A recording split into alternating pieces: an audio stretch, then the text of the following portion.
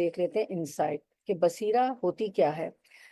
بصیرہ یا بصیرت ایک اہم اسلامی تصور ہے جو گہری فہم، حکمت اور صحیح طریقے سے چیزوں کو سمجھنے اور دیکھنے کی صلاحیت کو ظاہر کرتا ہے۔ بصیرت کا مفہوم صرف دنیاوی علم سے نہیں بلکہ روحانی اور دینی بصیرت سے بھی تعلق رکھتا ہے، اور دراصل روحانی بصیرت ہی ہونی چاہیے، دینی علم سے ہی ہمیں آنا چاہیے۔ اسلام میں بصیرت کا مفہوم قرآن اور حدیث میں واضح طور پر بیان کیا گیا ہے۔ اللہ تعالیٰ نے انسانوں کو عقل و فہم کی نعمت دی ہے تاکہ وہ صحیح راستے کا انتخاب کریں اپنی عقل و فہم سے اور سچائی کو سمجھ سکیں۔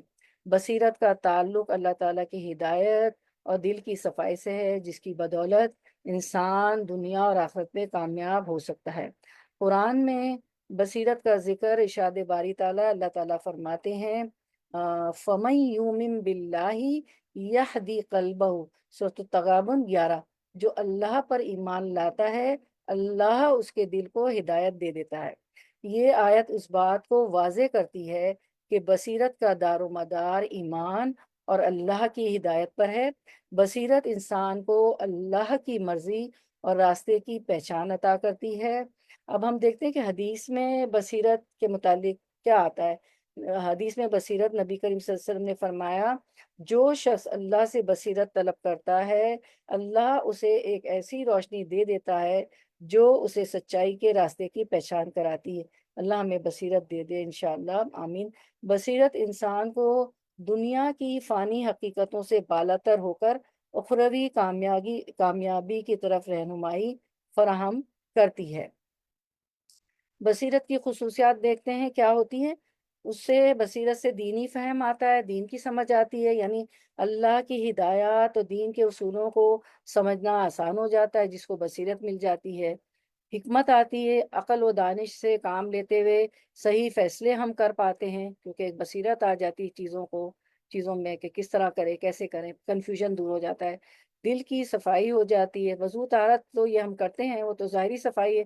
اندر کی باطنی صفائی، دل کی صفائی ہوتی ہے، نفاق، منافقت، خود غرضی سے پاک، دل کے ساتھ خود غرضی سے پاک ہو جاتا ہے، اور دل کے ساتھ حقیقت کو دیکھنا، دل سے وہ اس حقیقت کو دیکھ رہے ہوتے ہیں کہ کیا ہے۔ اب ہم دیکھتے ہیں کہ بصیرت جیسے کہ اس کا روٹ ورڈ ہے با سواد را، ٹھیک ہے، بصیرت۔ تو سما اور بصر آپ نے سنا ہوگا نا، کہ سما کہتے ہیں سننے کو اور بصر کہتے ہیں دیکھنے کو۔ وہ پہلے جو آڈیو ٹیپ ریکارڈر کے آڈیو کیسٹس وغیرہ آتے تھے تو ان کی شاپس ہوتی تھی، تو وہ لوگ لکھتے تھے سما و بصر، ٹھیک ہے۔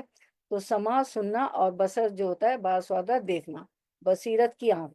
اب کیا ہوتا ہے کہ آنکھ تو ہمیں اللہ نے دی ہے نا، تو ہم کیا کرتے ہیں کہ ہم چیزوں کو دیکھ رہے ہیں، اس دنیا کو دیکھ رہے ہیں، سب کچھ دیکھ رہے ہیں، رنگا رنگی دنیا کو رنگ بھی دیکھ سک رہے ہیں، سب کچھ کر رہے ہیں۔ اب ہوتا یہ ہے کہ جب ہم کوئی بہت ہی دلچسپ چیز، کچھ عجیب چیزیں دیکھ لیتے ہیں، جیسے کہ گلاب کو ہی لینے چلے، ہم مثال لیتے ہیں، جیسے مثال کے طور پہ ہم نے گلاب لیا تو عام طور پہ تو آپ کو ریڈ روز نظر آئے گا، ہر جگہ مل جائے گا، لیکن کہیں کالا روز نظر آ جائے، وائٹ نظر آ جائے، کوئی بھی ایسی چیز جو کامن نہ ہو اور وہ مل جائے تو ایک دم سے جیسے بلیک روز، وائٹ روز، ہاں، واو، کتنا اچھا ہے، کتنا پیارا ہے، امیزنگ، او، تو اس طرح کی منہ سے الفاظ نکلتے ہیں، ٹھیک ہے، مطلب عام طور پہ لوگوں کے۔ لیکن بصیرت کیا ہے کہ ایک شخص، جو ابھی بصیرت کی ڈیفینیشن ہم نے پڑھی، جو شخص اللہ سے قریب ہوتا ہے، جس کو اللہ نے بصیرت دی ہوتی ہے، تو اس کے آنکھ جو ہے بصیرت کی چیزیں دیکھ رہی ہوتی، وہ ایک مومن اور ایک مسلمان جس کو بصیرت ہوتی ہے، جس کو انسائٹ ہوتا ہے، اندر کی چیزیں دیکھ سکتا ہے، حقیقت کو دیکھتا ہے، تو وہ فوراً کہتا ہے سبحان اللہ، یہ تو اللہ کے سوا کوئی بنا ہی نہیں سکتا، اللہ آپ پاک ہے۔ اور وہ پھر فوراً اس کے منہ سے نکلتا ہے، وہ آیت ہے نا کہ کیا ہے، آیت ہے اس کی سورۃ آل عمران کی، ما خلقت ھذا ربنا ما خلقت ھذا باطلا سبحانک فقنا عذاب النار۔ اے ہمارے پروردگار، تو نے یہ بے فائدہ، بے عبث نہیں بنایا، کوئی چیز بیکار بے عبث نہیں، تو پاک ہے، سبحانک، بس ہمیں آگ کے عذاب سے بچا لے۔ فوراً اللہ یاد آ گیا، فوراً اللہ کی تعریف کر دی، اور اللہ کی تعریف کے ساتھ فوراً، کیونکہ اللہ اپنی ہم سے خوش ہوتے ہیں، اور آپ اپنی دعا بھی مانگ لی کہ مجھے آگ کے عذاب سے بچا لے۔ تو یہ ہوتی ہے بصیرت، ٹھیک ہے؟ تو وہ جو ہے واو امیزنگ ہائے ہو نہیں کرتا، وہ فوراً اللہ کو یاد کر لیتا ہے اور اللہ سے قریب تر ہوتا چلا جاتا ہے، ٹھیک ہے؟ تو اب کیا ہوتا ہے کہ اللہ تعالیٰ نے ہمیں 3 ٹولز دیے ہیں: کان، آنکھ اور دل، ٹھیک ہے؟ تو اس سے یہ سب ہم دیکھتے ہیں، آنکھ سے چیزیں دیکھتے ہیں، کان سے سنتے ہیں، پھر وہ اچھی باتیں دل میں اتر جاتی ہیں۔ اب یہ ہے کہ یہ چیزوں کے لیے جو ہے جذبات ہوتے ہیں، ٹھیک ہے، ایموشنز ہوتے ہیں نا آپ کے۔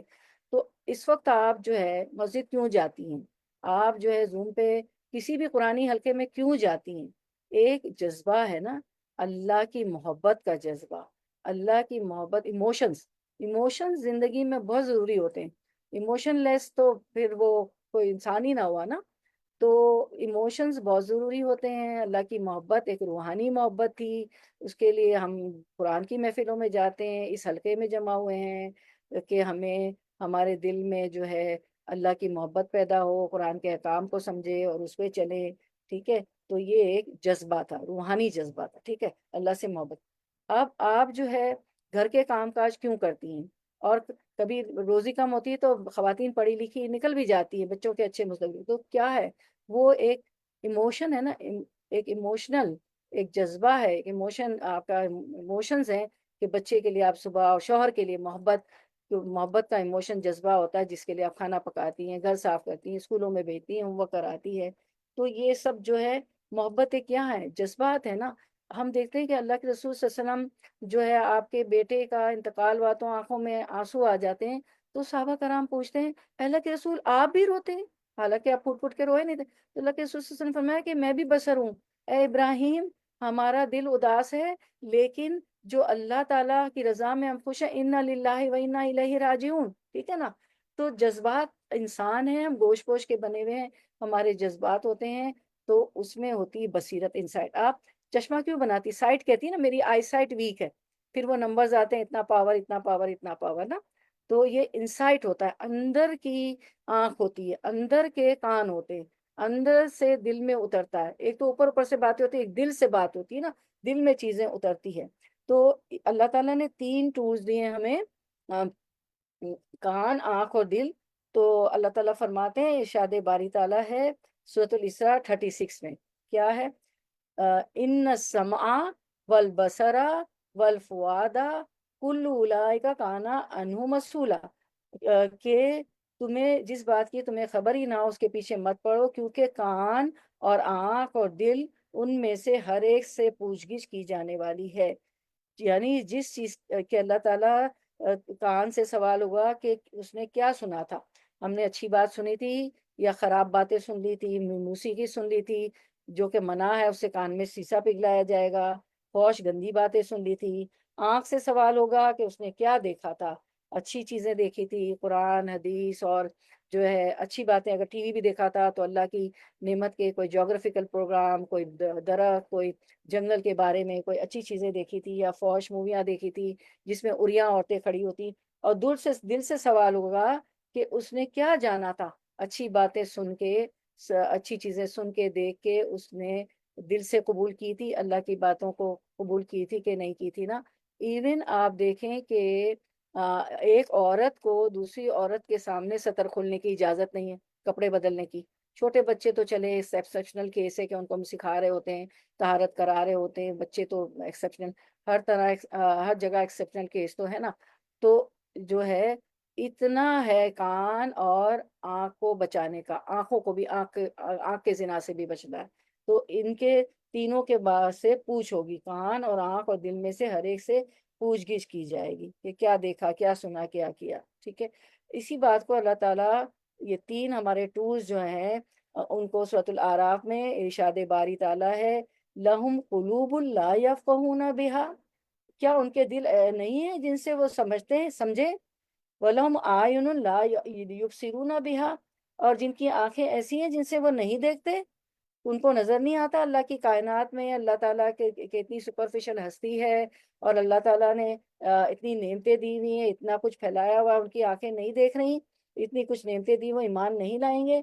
وَلَهُمْ آذَانٌ لَا يَسْمَعُونَ بِهَا، اور جن کے کان ایسے ہیں جن سے نہیں سن سکتے اچھی اچھی باتیں، قرآن تلاوت، حدیثیں اور اچھی باتیں، کیونکہ پھر اللہ تعالیٰ فرماتے ہیں اولئک کالانعام، یہ لوگ تو چوپاؤں کی طرح ہیں، جانوروں کی طرح ہیں جو چار پیروں پہ چلتے ہیں، بل ہم اضل، بلکہ یہ ان سے بھی زیادہ گمراہ ہے، جانوروں چوپاؤں سے بھی زیادہ گمراہ ہے، آنکھ کان اور دل کو استعمال ہی نہیں کرتے، اولئک هم الغافلون، اور یہ گمراہ ہیں اور غافل لوگ ہیں۔ یعنی جانور سے تشبیہ، جانور کیا کرتا ہے؟ اپنی جبلت جیتا ہے، کھاتا ہے، پیتا ہے، چرتا ہے، چگتا ہے، اور اس کے بیبیز بورن ہوتے ہیں، بس بات ختم، کیونکہ انسان مکلف ہے نا، انسان کا حساب ہوگا۔ یعنی دل، آنکھ، کان، یہ چیزیں اللہ نے اس لیے دی ہے کہ انسان ان سے فائدہ اٹھاتے ہوئے اپنے پروردگار کو سمجھے، اس کی آیات کا مشاہدہ کرے اور حق کی بات کو غور سے سنے۔ لیکن جو شخص ان سے کام نہیں لیتا، وہ گویا ان سے عدم انتفاع، فائدہ نہ اٹھانے میں چوپایوں کی، جانوروں کی طرح ہے، بلکہ اس سے بھی زیادہ گمراہ ہے۔ اس لیے کہ چوپائے تو پھر بھی اپنے نفع نقصان کا کچھ شعور رکھتے ہیں اور نفع والی چیزوں سے نفع اٹھاتے ہیں اور نقصان دینے والی چیزوں سے بچ کر رہتے ہیں، لیکن اللہ تعالیٰ کی ہدایت سے اعراض کرنے والے شخص کے اندر تو یہ تمیز کرنے کی صلاحیت ہی ختم ہو جاتی ہے کہ اس کے لیے مفید چیز، فائدہ مند چیزیں کون سی ہیں اور مضر چیزیں، نقصان دہ چیزیں کون سی ہیں۔ اسی لیے اللہ تعالیٰ نے ان کو گمراہ اور غافل کہا ہے، ایسے لوگ غافل ہیں، گمراہ ہیں، ٹھیک ہے۔ تو جو ہے چوپایوں کو تو عقل و تمیز عطا ہی نہیں کی گئی، لہٰذا وہ ہدایت کی راہ تلاش کرنے اور اس پر چلنے کے مکلف ہی نہیں، جبکہ انسان کو ہدایت کی راہ تلاش کرنے اور روحانی کمال تک پہنچنے کے لیے ایسی قوت عطا کی گئی ہیں، پھر بھی اگر وہ ان سے کام نہیں لیتا اور گمراہ ہوتا ہے تو وہ چوپاؤں سے، جانوروں سے بھی بدتر ہے، ٹھیک ہے۔